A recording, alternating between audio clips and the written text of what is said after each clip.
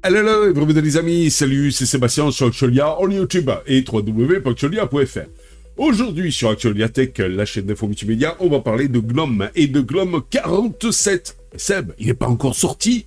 Bah oui, mais il va bientôt sortir. Normalement, il devrait sortir déjà sur Ubuntu et sur la prochaine version d'Ubuntu, la prochaine version de Fedora, qui sortiront quand? Eh bien, au mois d'octobre, donc de cette année. Nous sommes en septembre, donc le mois prochain, fin du mois prochain. Voilà, tout simplement. Alors, que nous apportent les dernières nouveautés de GNOME 47? Une nouvelle ère pour l'expérience utilisateur.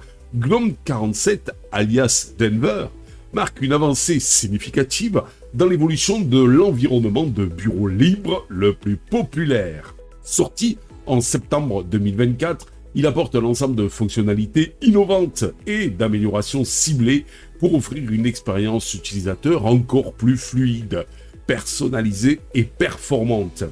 Des performances justement au cœur des améliorations. L'une des priorités de GNOME 47 est d'offrir une expérience utilisateur plus réactive. Et c'est vrai que franchement, j'ai fait des tests de comparatifs que je vous présenterai prochainement sur Actualia et qui m'a permis de voir que GNOME 47 est très proche de son homologue sur la même distribution, sur le même ordinateur que KDE. Et pourtant, à l'époque, on dit, ouais, KDE, c'est le top, c'est super actif, et GNOME, c'est gourmand, ça rame et tout.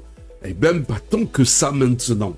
Et encore, je l'ai testé entre Plasma 6, KDE Plasma 6, et GNOME 46. Alors, on va voir avec 47 qui, d'après ceux qui disent, offre encore une expérience utilisateur plus réactive, plus fluide. Pour cela, donc, les développeurs, eh bien, ont optimisé de nombreux aspects du système. Triple mise en mémoire tampon dynamique.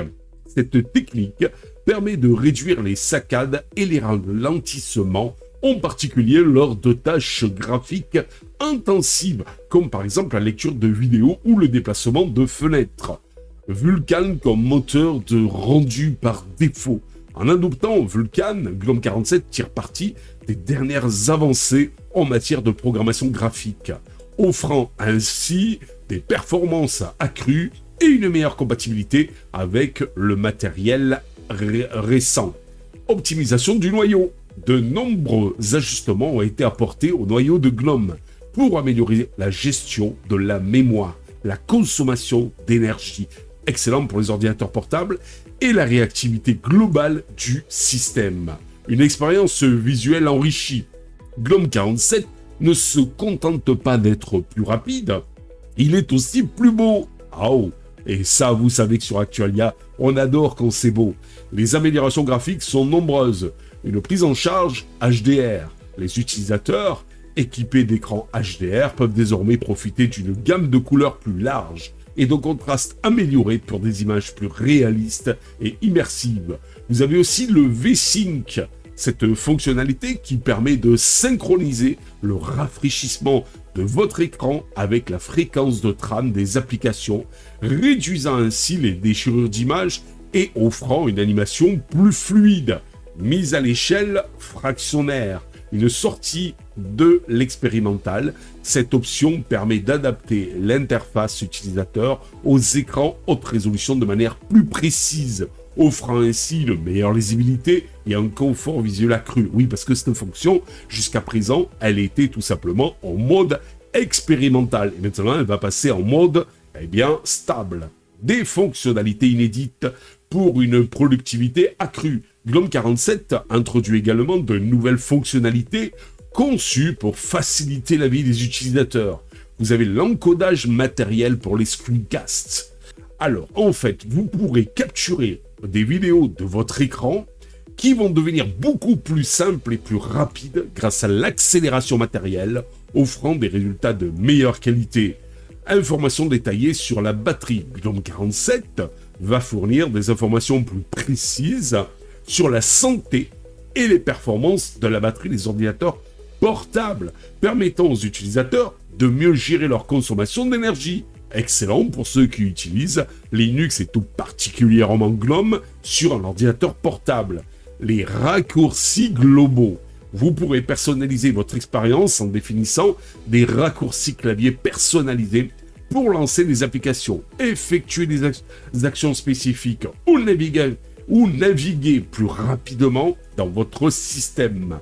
L'amélioration de Nautilus. Le gestionnaire de fichiers Nautilus bénéficie de nouvelles fonctionnalités comme le renommage par l'eau plus intuitif et une meilleure intégration avec les portails, facilitant ainsi la gestion de vos fichiers.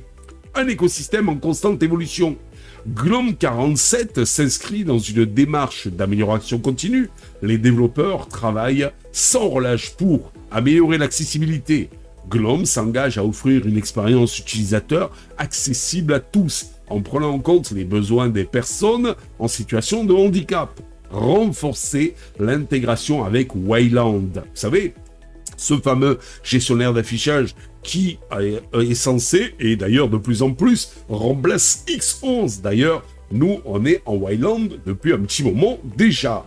Eh bien, GNOME 47 poursuit son évolution vers Wayland, le protocole d'affichage libre, offrant ainsi une expérience utilisateur plus moderne et plus performante, donc remplaçant le vieillissant X11.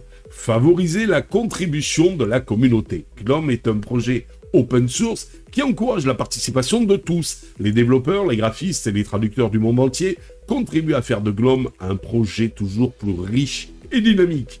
Moi, j'aime bien GNOME parce que les applications, si vous voulez, sont mieux intégrées dans l'écosystème GNOME, dans le gestionnaire de bureau GNOME, et donc l'environnement GNOME, et en fait, elles communiquent bien les unes après les autres. Le thème est bien intégré et tout. En fait, voilà, et puis, je trouve que c'est beaucoup plus simplifié, beaucoup plus agréable en ergonomie qu'un beau vieux KDE. Mais ça, ce n'est que mon avis. Voilà.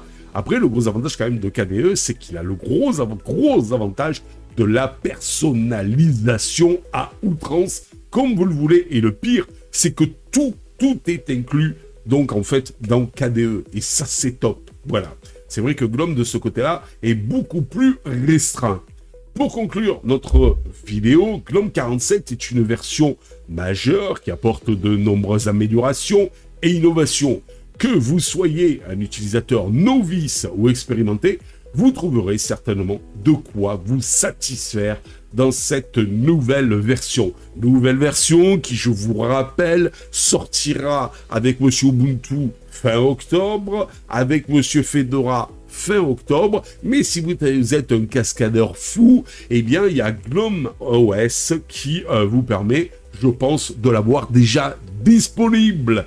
Voilà, vous savez tout, j'essaierai de vous mettre le lien pour GNOME OS pour donc tester, si vous êtes un cascadeur dans l'âme, donc cette nouvelle version de GNOME 47. Sur ce, j'espère que vous avez aimé cette petite vidéo. N'oubliez pas le petit pouce en l'air, n'oubliez pas de vous abonner. Tout ça, c'est complètement gratuit. On ne cessera jamais de vous le répéter sans lasser. Et tout ça, ça nous permet de quoi? De nous encourager dans cette belle aventure multimédia. Ciao les amis pour de nouvelles vidéos. Bye bye. Si vous avez aimé cette vidéo, abonnez-vous, mettez un pouce en l'air, et partagez cette vidéo. Merci, cela fait toujours plaisir.